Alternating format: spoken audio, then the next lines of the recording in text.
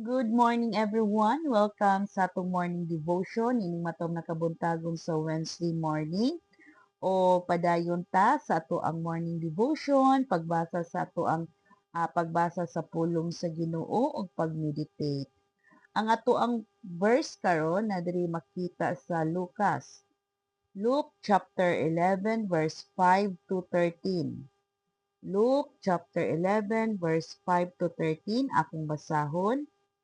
Og miingon si Jesus sa iyang mga tinun-an, pananglit usa ka ninyo moadto sa balay sa usa ka higala sa tungang gabii ug miingon kaniya, Bay, pabaylo akong tulo ka buok nga pan, kay miabot sa amo ang usa ko ka higala nga nagpanaw. Ug wala gayud ako'y ipakaon kaniya. Unya, tubagon ka sa imong higala didto sa sulod. Ayaw na kung samuka. Gitrangkahan na ang pultahan ug ako ug ang ako mga kabataan nang higda na busa dili na ako makabangon sa paghatag kanimo bisag unsa. Sultihan ko kamo nga bisag higala kaniya dili siya mobangon ug mohatag kanimo pan. Apan mubangon na lang siya ug mohatag kanimo sa tanan nga imong gikinahanglan kay wala ka man maulaw sa pagsigig pangayo. Busa sultihan ko kamo, pangayo ug kamo hatagan. Pangita kamo ug kamo makakaplag. Pagtuktok kamo ug ablihan ang pultahan alang kaninyo. Kay ang tanan nga nangayo hatagan ug siya nga mangita makakaplag ug ang pultahan ablihan alang kaniya nga magtuktok. Kamong mga amahan, kinsa man kaninyo ang muhatag sa inyong anak ug bitin, kung siya mangayog isda, o muhatag kaniyag tanga kung mangayo siyang itlog. Bisan pa sa inyong pagkadautan, mahibalo ka mong muhatag o maayong mga butang ngadto sa imong mga anak. Labaw pa ang amahan nga atua sa langit nga muhatag sa Espiritu Santo kanila nga mangayo kaniya. Ang Dios magapanalangin sa iyang mensahe karong kabuntaga. Salamat no sa mensahe sa Ginoo niining kabuntaga mga kaigsuonan o diri na tudlo ang Ginoo dinhi kanato mga kaigsuonan no. Naitulo ka butang nga gipaabot sa Ginoo dinhi kanato. Og una no, the parable of the persistent friend no, ang mapadayunong higala. Diri sa verse 5 to 8 no, na atong basahon verse 5 to 8 og miingon si Jesus sa iyang mga tinun-an, pananglit usa ka ninyo moadto sa balay sa usa ka higala sa tungang gabii ug miingon kaniya, Bay, pabaylo akong tulo ka buok nga pan kay miabot sa amoa ang usa ko ka higala nga nagpanaw. Unya tubagon ka sa imong higala didto sa sulod. Ayaw na kung samuka gitrangkahan na ang pultahan ug ako ug ang akong mga kabataan nang higda na. Busa dili ako mobangon sa paghatag kanimo bisag unsa.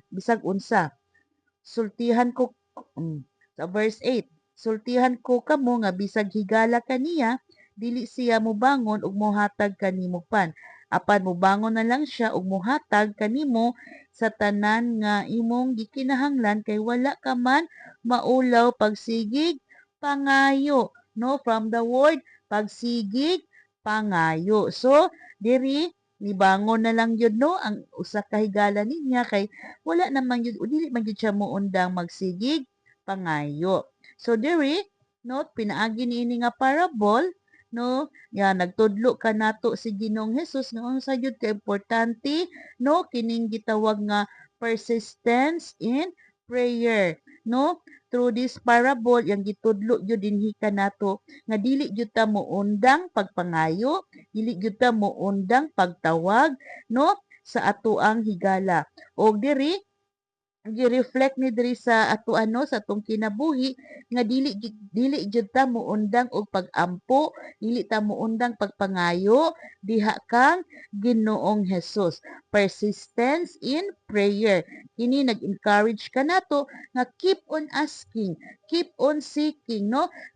Padayon ta pagpangita, pagtawag, pagpangayo diha sa Ginoo, ang pagatuktok no diha kaniya until nga atong madawat no ang atong gipangayo. Ug bisan atong nadawat, dili gyapon ta muundang sa pagpangayo, di gyapon ta muundang no sa mga pag-ampo mga kaigsuonan. Muni persistence in prayer, maglahutay, magpadayon, dili gyud ta mo undang sa mga pag-ampo tungod kay kini mga pag-ampo no mo jud kini moy yawi sa atoang tanan nga mga gitinguha, yawi sa tanan natong mga gikinahanglan.